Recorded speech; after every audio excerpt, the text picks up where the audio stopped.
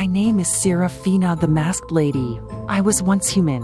Since then, I have lived many lives. I have been loved and reviled, adored and despised, been the child of a poor prostitute and a courtesan revered by thousands. When I was a child, a stranger with no face offered me the ability to move between the worlds. Since then, my every death has led to a new life. I once had a true love. He was ripped away from me when I was murdered in the 18th century. I search for him still.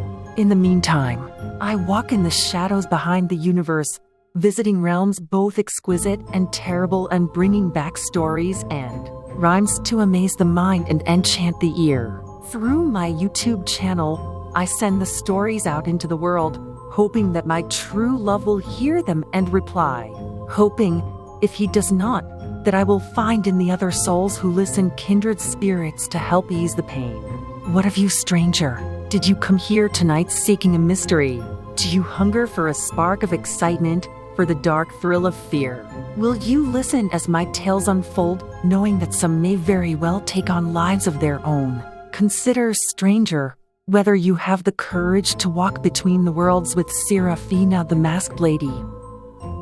Hello, my delicious darlings. That time of the week has come around again, and we're back here to share our favorite shivers and shrieks. Today, I have 4 poems for you.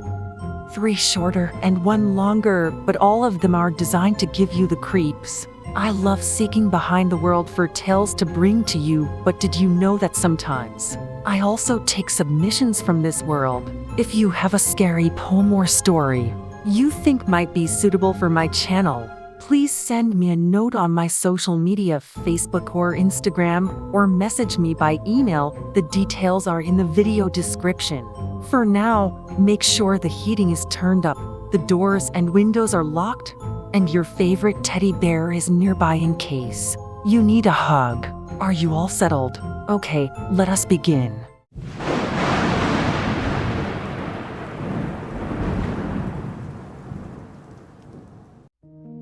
The Broccleven. Have you ever heard scratching around your window at night, or been startled as a small figure scuttles past your nightlight? Have you perhaps heard faint percussion underneath your bed, or even a soft whisper from the region near your head? Don't worry, it may be the normal settling of the house, or even the soft footsteps of an adventurous mouse, but it is also possible that the faint sounds you hear are actually a signal that the Broccleven are near.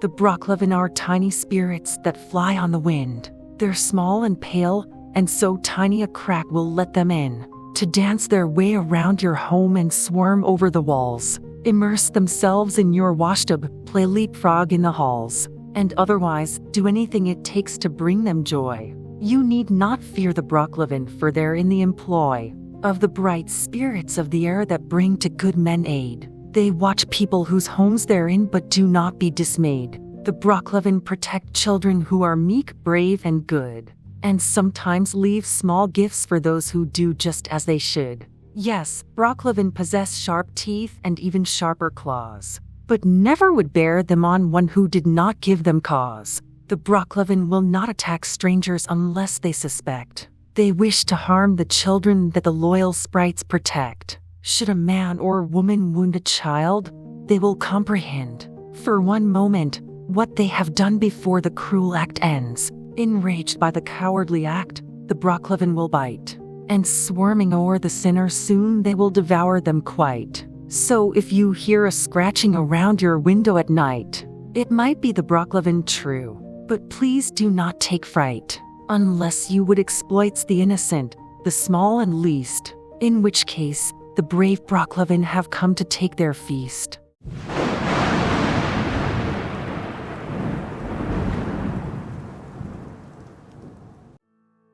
The Wolf.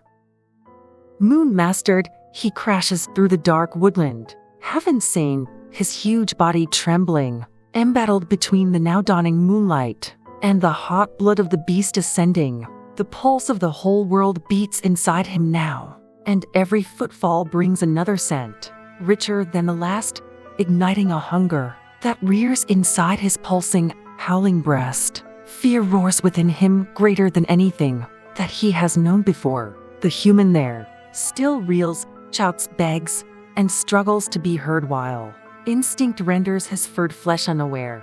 His tooth is too bright, his claws sharp to do aught but seek the sweet serenity of blood. To run, to hunt, to feast, to bathe in crimson, to lose himself in hot, bestial flood. But for the man still memories of good friends, of warmth and home and of her gleaming smile, cry out against the monster brother soul thing, possessed and possessing, driving him wild. He screams when the forest fades into plowed fields, for these roads are ones he trod by day.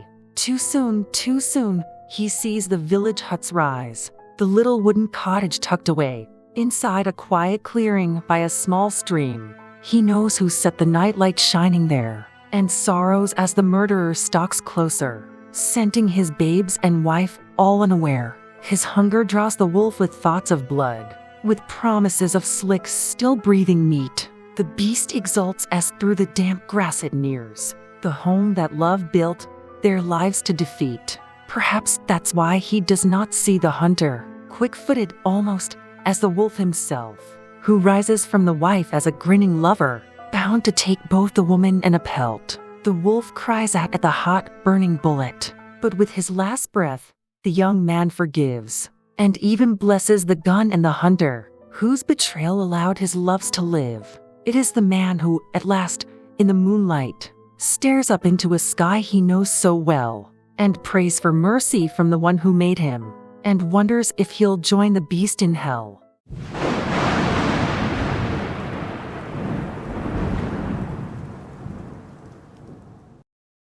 Dark wishes.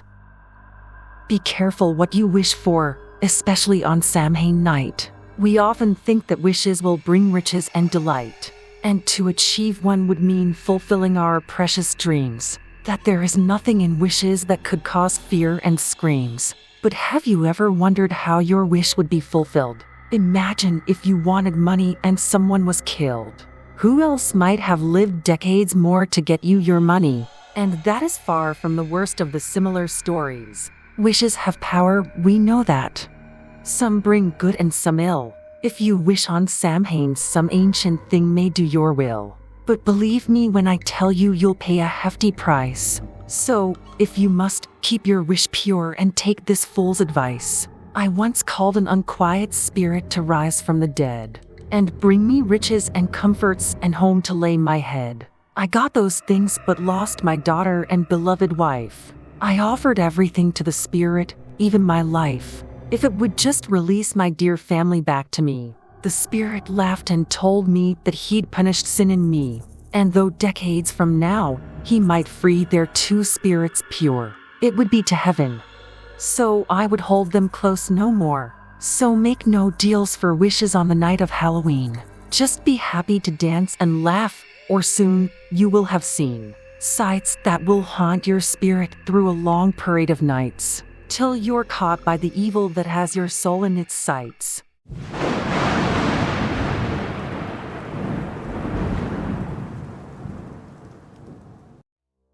The hungry trees. I write this as a warning. I have come to beg you, please. If you roam out in wintertime, beware the hungry trees. Keep your eyes sharp and your ears peeled if you would not like to find out what their short, seemingly innocent twigs can do. Otherwise, you may not survive to see November's light. I give you this advice, my friend, if you'd live through the night. Remember, though most trees are good and wise and mean no harm, and when you look at them, you will feel happiness and calm. Others wish only to hurt, to strike and rend and tear. And if you love your life, then you will need to be aware. Sitting beside a good tree in autumn can bring you peace. The whispers of the leaves sound like a soul's peaceful release.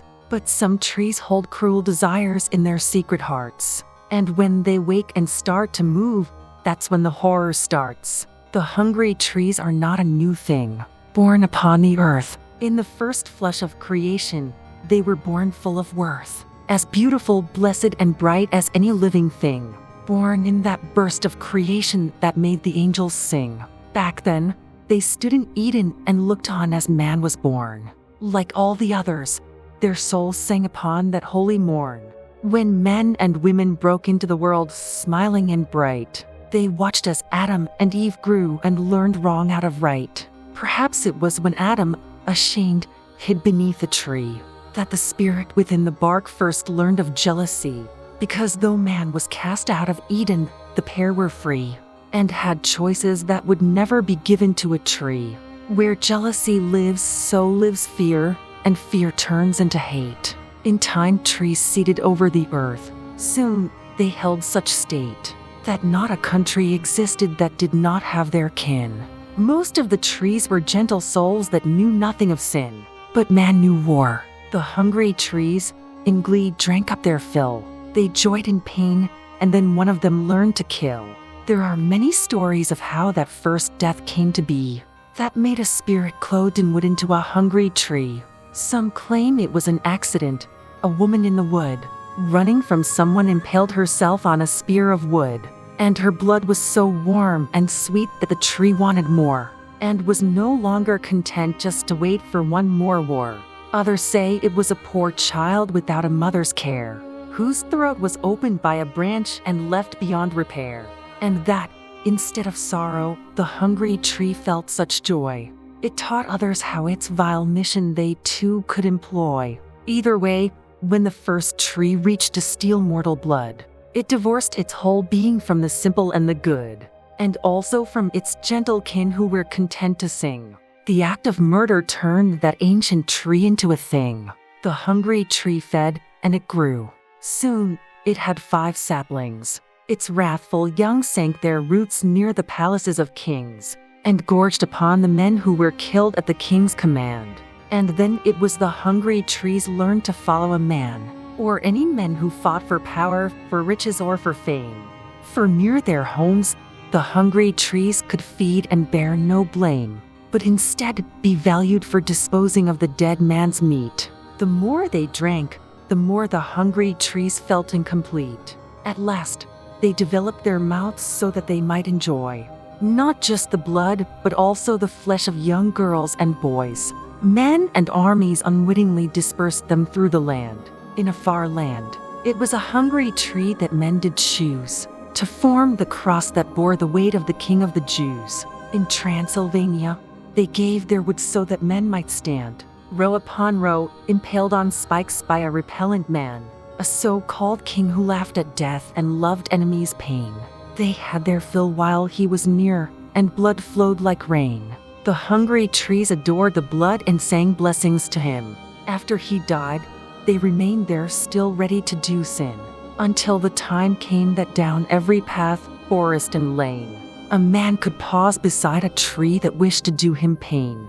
A thing hungry for flesh and blood, a thing with teeth that rend, and had sent countless innocents screaming to a cruel end. The thing that began in innocence held a demon black, whose only use for humans was to bear its fierce attack. Now, you would be hard-pressed to point out any hungry tree, unless it changed its form and showed its beady eyes that see, its mouth filled up with needle fangs that clash into the night, in its hunger for human flesh and gluttonous delight. Should you ever see that happen, it is not a cause for joy. It means the tree has chosen you and will your life destroy. Should you pass a tree that is twisted like a tortured soul, and though the sun beats on your back, still you start to feel cold, or perhaps the tree looks young, but its presence pulls you back. The hairs on your neck rise as you tense up for its attack. Then do not pause 1 second, but from that place turn away, no matter who might laugh at you or command you to stay. Sweet fate or instinct or your God has told you must flee. If you wish to remain alive, remain human and free. So have your fun when cold breezes blow. Dance, laugh, be happy. But should you near the woods, then watch out for the hungry trees.